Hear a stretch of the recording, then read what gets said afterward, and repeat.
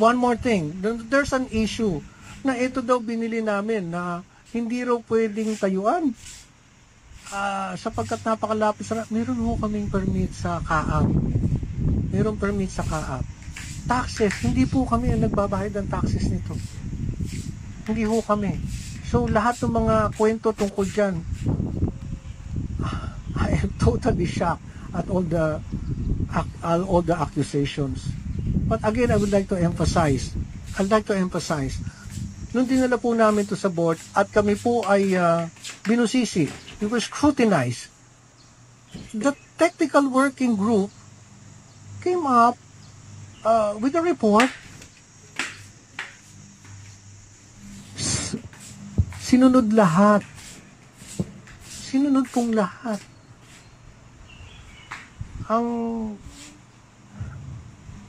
Kaya hindi ko maintindihan bakit itinawag na ganon. Again, sa mga OFWs, palagay ko ang pinakamalaki kong pagkakamali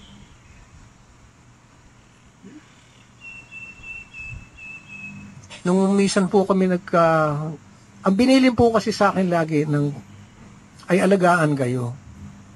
At nung po ako ay nasa show business, hindi po maramot ang pagkakataon na kami ay itrato laging VIP.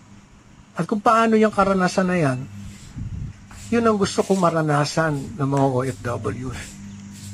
Hindi naging sapat sa akin na tawagin lang kayong bagong bayani.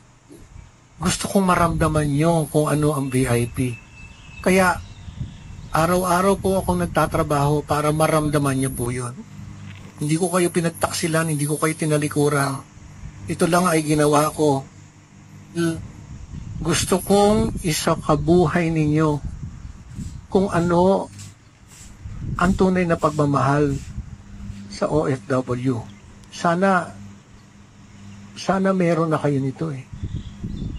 Sana meron na kayo nito.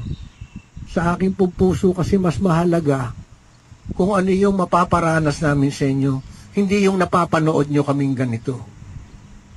So sa lahat ng OFWs, namimiss ko yung mga kinukulit-kulit nyo ako rito para humingi ng tulong. Kahit madalas, ang kulit, naging buhay ko na yan eh. Sana lang nabuo namin ito para sa inyo.